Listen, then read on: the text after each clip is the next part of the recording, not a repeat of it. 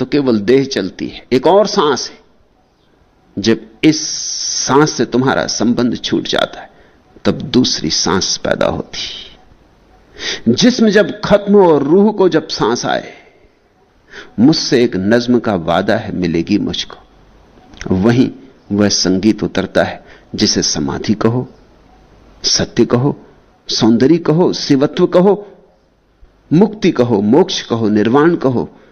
लेकिन उस परम एकांत में जहां सब छूट गया, संसार गया, और गए, मित्र गए, शत्रु गए, देह भी गई, श्वास भी गई, दिन और रात भी गए, सब द्वंद चले गए, जहां बिल्कुल निपट सन्नाटा रह गया, वहीं रूह को सांस आती, वहीं पहली दफे तुम्हारा आत्मिक जीवन शुरू होता है, वहीं तुम्हारा पुनर्जन्म होता है।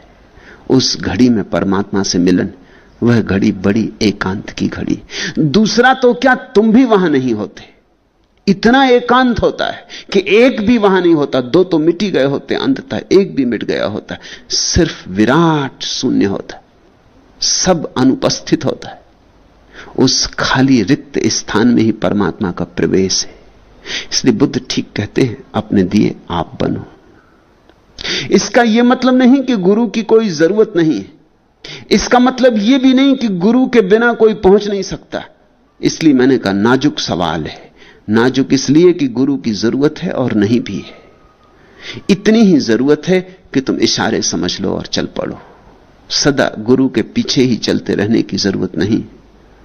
इशारा समझ में आ जाए, फिर भीतर चलना है, फिर किसी के पीछे नहीं चलना।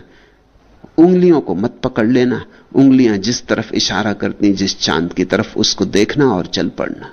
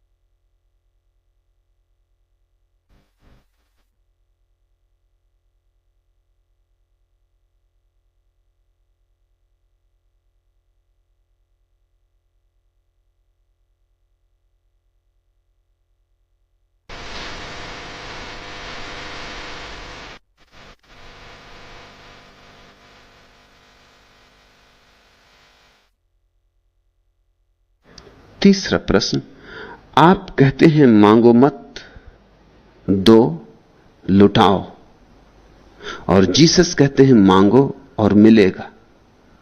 दो बुद्ध पुरुषों के वक्तव्य में इतना विरोध क्यों है? दोनों वक्तव्य अलग अलग घड़ियों में दिए गए वक्तव्य हैं, अलग अलग लोगों को दिए गए वक्तव्य हैं। विरोध जरा भी नहीं। समझो, जीसस ने कहा है मांगो और मिलेगा, खटखटाओ और द्वार खुलेंगे, खोजो और पाओगे। बिल्कुल ठीक बात है। जो खोजेगा ही नहीं वह कैसे पाएगा? जो मांगेगा ही नहीं उसे कैसे मिलेगा? और जो द्वार पे दस्तक भी ना देगा उसके लिए द्वार कैसे खुलेंगे? सीधी साफ बात है। यह एक तल का वक्तव्य है। जीसस जिनसे बोल रहे थे, जिन लोगों से बोल रहे थे, इनके लिए जरूरी था, ऐसा ही वक्तव्य जरूरी था। इस वक्तव्य में ख्याल रखना, वे लोग जिनसे जीसस बोल रहे थे, ये ऐसे लोग थे जिन्होंने जीसस को सूली पर लटकाया। इन लोगों के पास अध्यात्म जैसी कोई चित्त की दशा नहीं थी, नहीं तो ये जीसस को सूली पर लटकाते।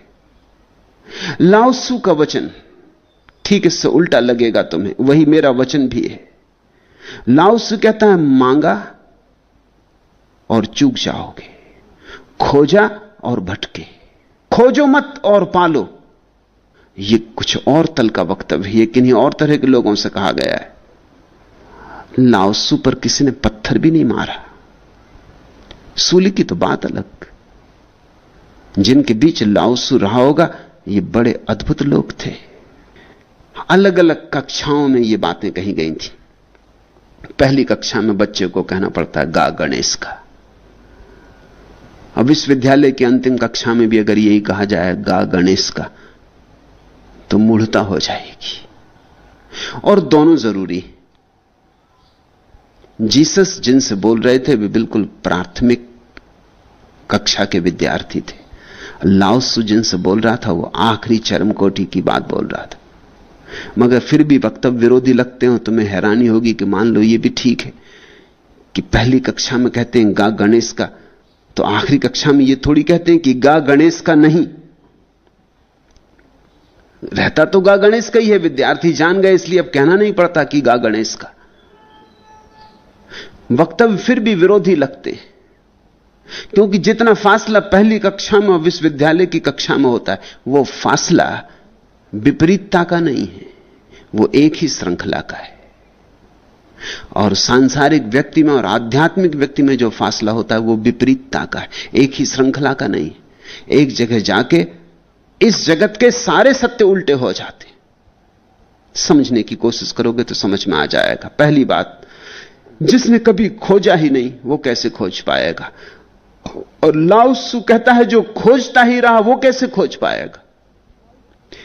एक जगह आनी चाहिए जहां खोज भी छूट जाए, नहीं तो खोज की ही चिंता, खोज का ही आपाधापी, खोज की भागदौड़ मन को घेरे रहेगी।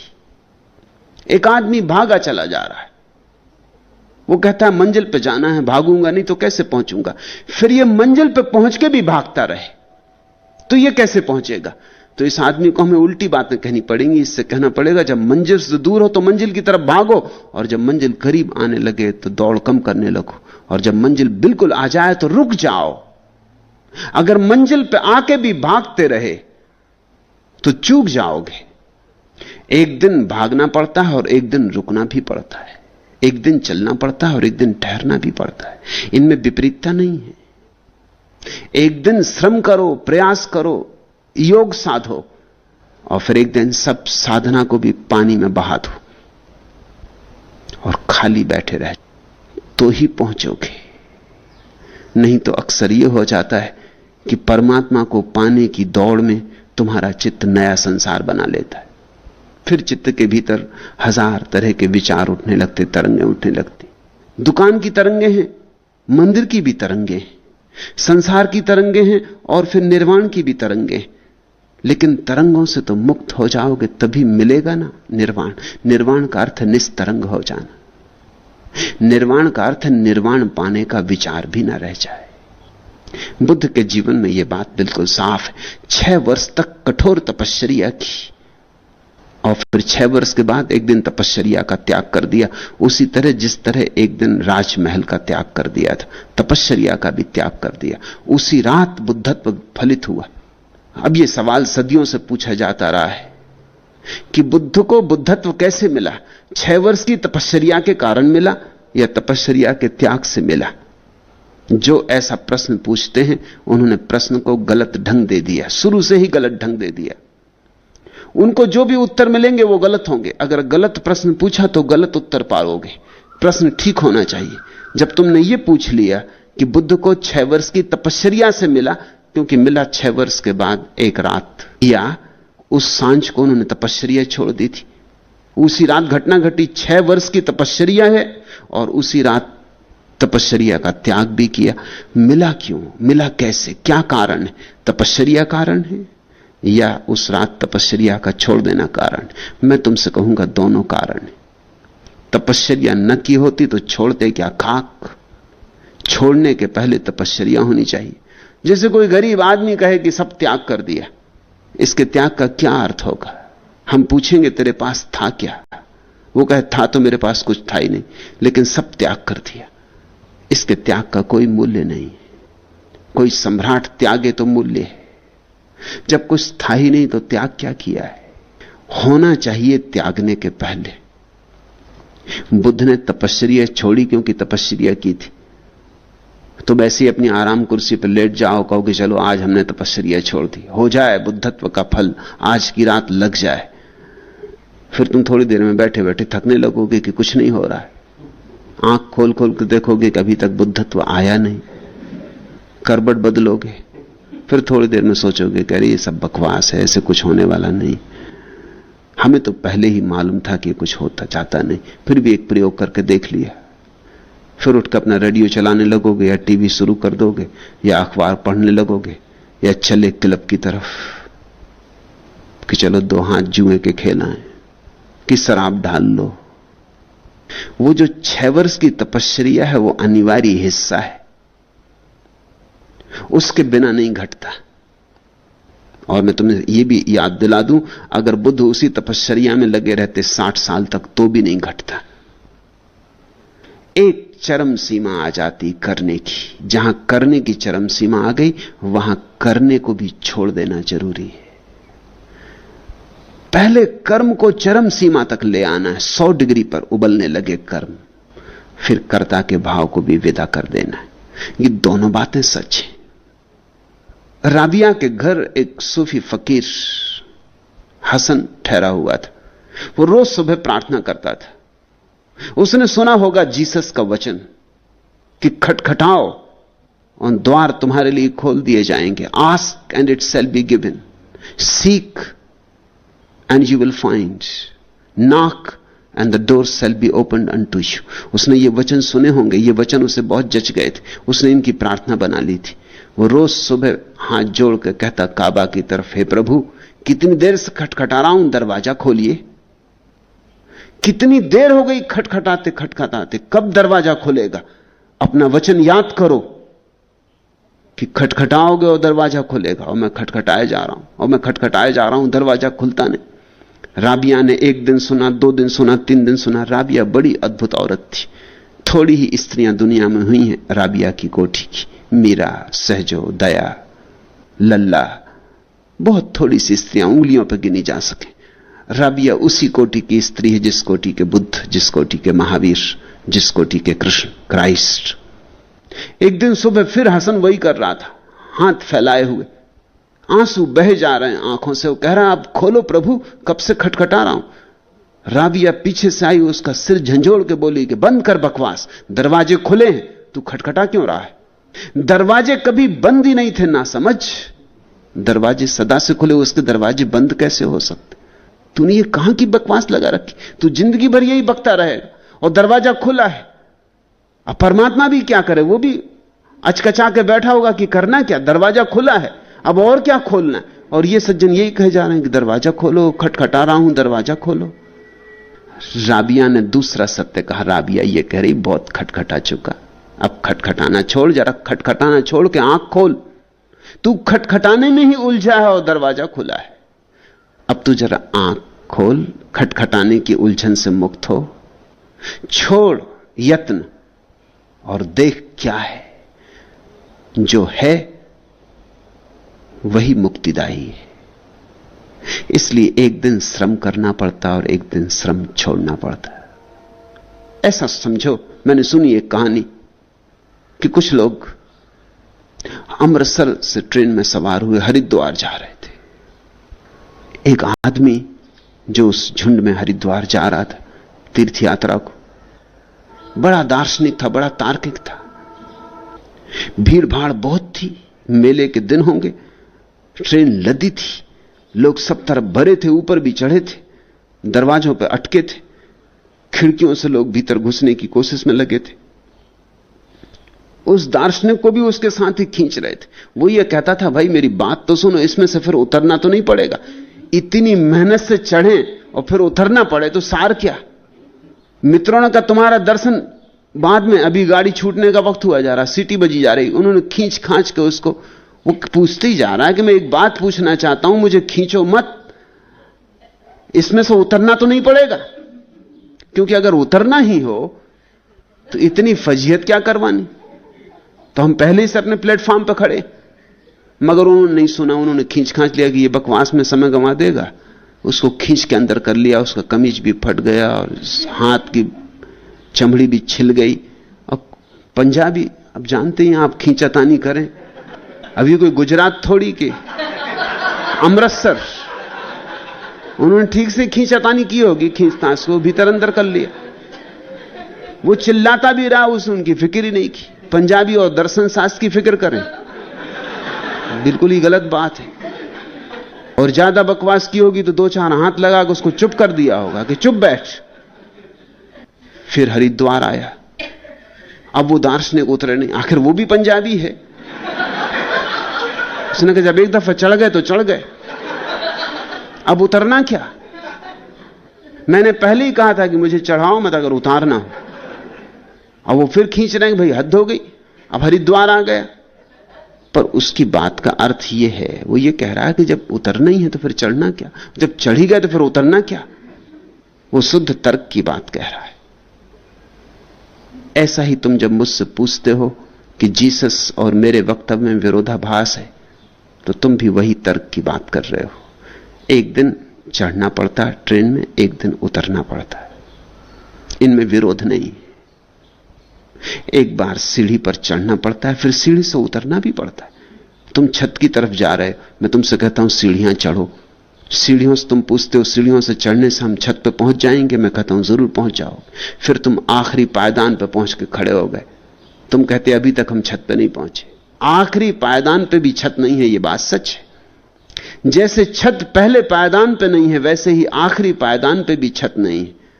अभी तुम्हें आखिरी पायदान छोड़ना पड़ेगा, तब तुम छत पे प्रवेश कर पाओगे। लेकिन तुम कहते तो फिर चढ़ाया ही क्यों।